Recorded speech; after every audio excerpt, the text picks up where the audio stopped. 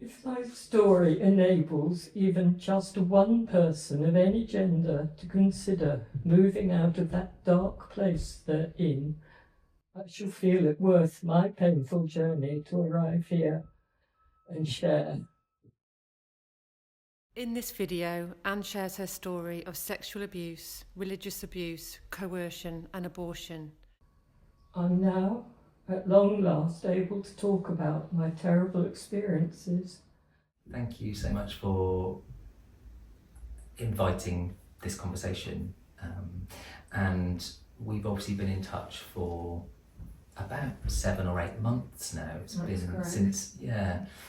since you first wrote to Bishop Rachel, and that really started the journey that you've been on in contact with my team, the safeguarding team in Gloucester Diocese. And I guess where we've got to today is this is an opportunity for us to be having a conversation together, and for other people to hear a bit about who you are, a bit about your experiences, the journey that you've been on, and I know that you've expressed a hope, I guess, that in coming forward and sharing some of this, that it may enable others to feel that they can come forward. I do hope so. Yeah. Yes. So I'm going to take us sort of back to the beginning, really, and to find out a bit about where you were born, where you grew up. If you could maybe start telling us a bit about that. I was born in Hereford, 1944, and my father was appointed chaplain of Felsted School in Essex. This was an idyllic time for me. I had many friends, had my own bedroom, and we had a huge garden where I made several dens, learnt to ride a bike, introduced to gardening. Life was good, fun and adventure. As a young child, I attended Sunday school, and when older, I attended the Felsted School services. And this suited me, as my mother and I sat in raised pews, enabling me to watch everything. And I was so proud of my father in his robes, taking the services. At the age of 11, so still quite young, my parents left for Uganda. My father appointed as principal of a teacher training college. And I was to see them just once a year. This was a very hard time for me. I felt abandoned and hated the Church of England boarding school that I was in. We had services morning and evening, grace in Latin before and after meals. The only positive, I think, was I was in the choir and good at games. Okay.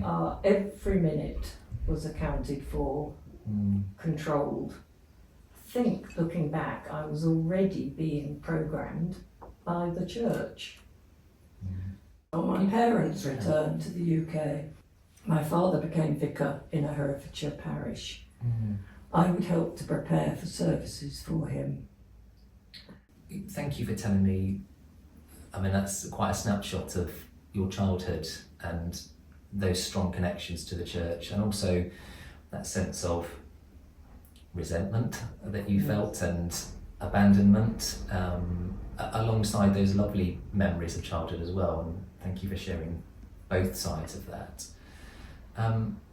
So we're going to move forward a bit into your as you've got a bit older, I guess. Do you remember when you first met RH and how old you might have been at that time? Yes, very, very much. I first met RH when I was 22, when I first attended the church in Gloucester. RH led me to believe that as a new member of the church in Gloucester, that I should expect a visit. As a daughter of the Church of England priest, I recognised that this was usual practice.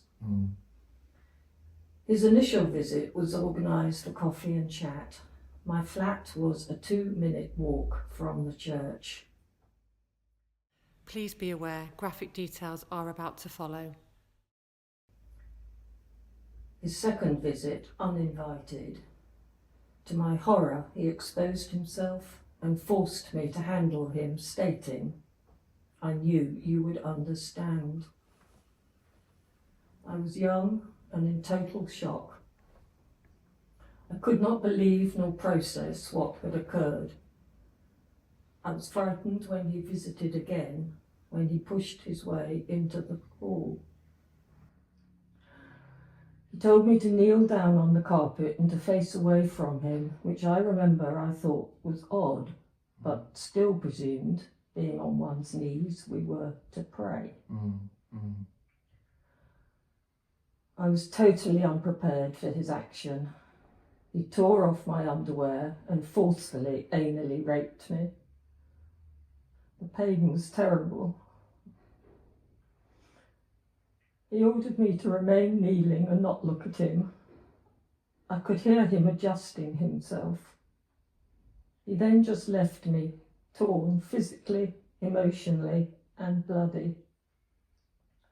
I've had to have 2 hemorrhoid operations and for years have suffered from the same.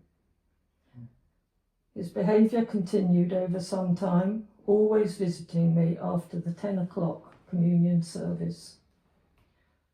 Sometimes he would force me into the corner of my flat and make me watch him masturbate and ejaculate into my hands, which he had arranged as if I was receiving communion. Sometimes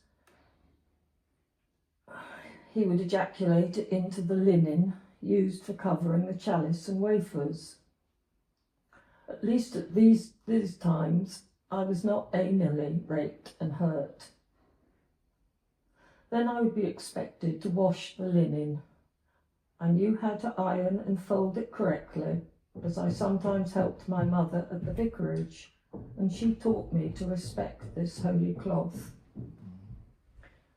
His abuse continued even when I was menstruating, and he would ignore my plea to stop.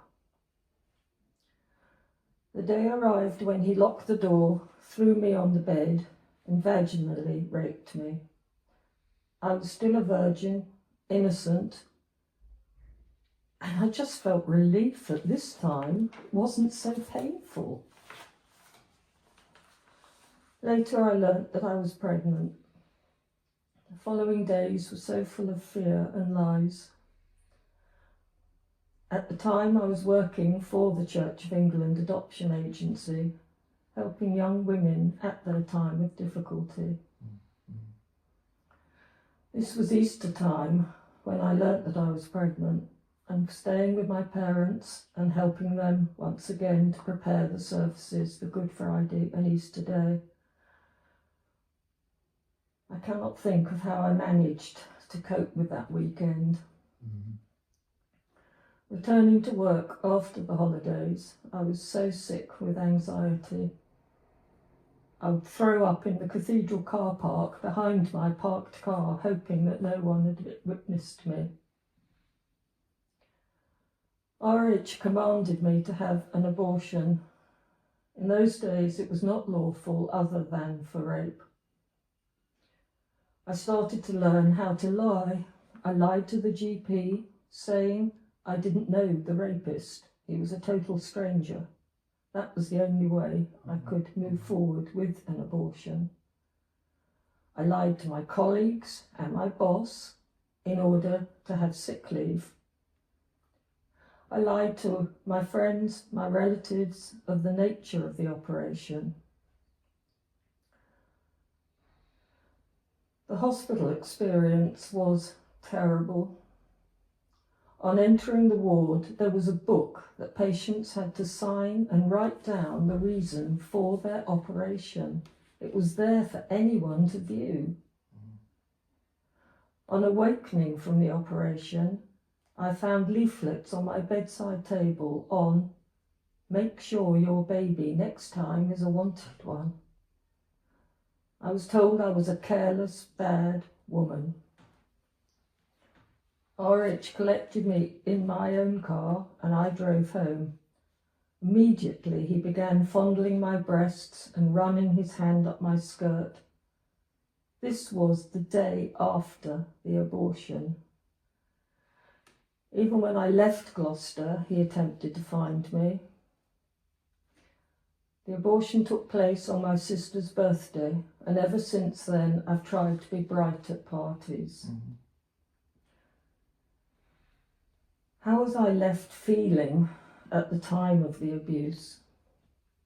Physically, torn, utterly bereft, bewildered, shocked at his satanic behaviour. I could not fight nor flee, just froze. Looking back, how did he have such power, such control over me? I certainly question this and continue to question. I could not believe how he had used, or rather misused, his role within the church to do this to me. Was I easy prey, his knowing my church background? I remained so confused.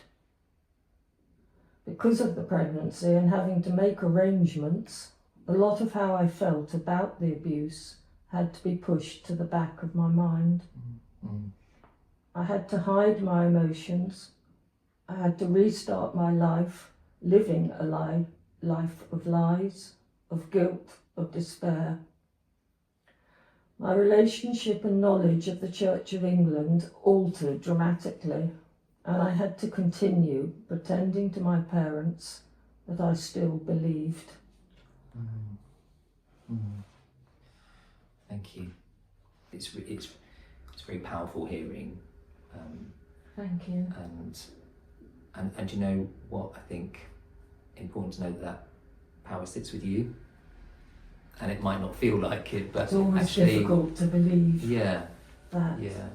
This is you sharing your experiences, and you hold all the power here in the sense that no one's making you share it, and you get to choose what happens with this. And that feels really important. That's for you. It sounds like for you always that sense of blame and shame.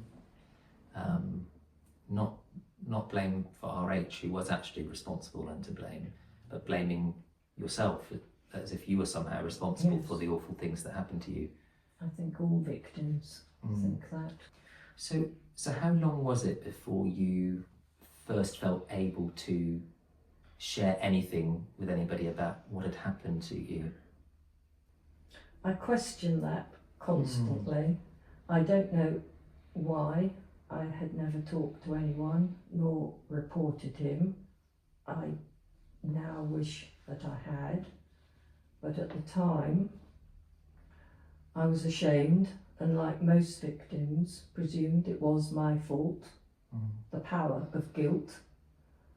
I could not and never confided in my parents, and they died in peaceful ignorance. I knew that he was well liked, respected as a curate, and that it would be my word against his. I valued my job, which I would have had to leave, so what of the future? I just learned to live a life of lies, of secrecy, of pretense, of sadness and utter despair. The darkness and dirt inside of me haunted me and followed me like a shadow for all these years, and I expect it will until my death. He's caused me to move around from place to place and be with people who do not know me. My home, everyone's home, should be a safe place. I'm continually checking my door that it's locked and remain hypervigilant all the time. I should have married when 30 years old, but my fiancé eventually left me as he was unable to live with what had happened to me and the possibility that I could not have children. At 47, I married a widower, but he began sexually abusing me and expected me to return abuse for his gratification. Knowing my background, he thought it was his given right. I deserved it. I met my second husband and we thought we could make this relationship work, but we divorced after 5 years. He has remained in contact and is trying to support me, but the abuse I suffered has severely affected our relationship. Prior to meeting him, I did try to commit suicide once, and these thoughts are never far away. I did eventually meet with the Devon police, who believed me, were kind and understanding, but advised me to contact the Gloucester police. I never did. I was offered some counselling, which did not help. A course of EMDR did help for some years, but I was allotted the NHS 6 weeks, so we never covered my abortion. Thank you for sharing all of that you've shared so far, and I wonder if you could say something about how you feel the abuse you suffered has impacted how you relate to others over your lifetime. If friends, when they had, including my sister, their babies, one had to just pretend that I hadn't destroyed one, and being happy and pleased for other people with parenthood. Does that feel then like having to sort of put a mask on? Yes, absolutely. So, Right, so this kind of acceptable face of everything's fine, even though it's not. Yes. Yeah. Yes. And really, that's it, even though it's so many years, it's still a difficult one. And I think that sounds like there's two things there. One is about people who don't want to know and maybe are dismissive, and you've made mention of that already, but also about the feeling that sounds like quite a strong feeling for you, that probably people don't want to know, maybe it's too much for them, and it's probably better if I just say everything's fine. Yes. That must be really hard. It almost becomes normal, but not quite. No, I think I'm wrong on that it's still very much a learning process. And so that care that you have for others, it has led you to, over your lifetime, protect others from the truth.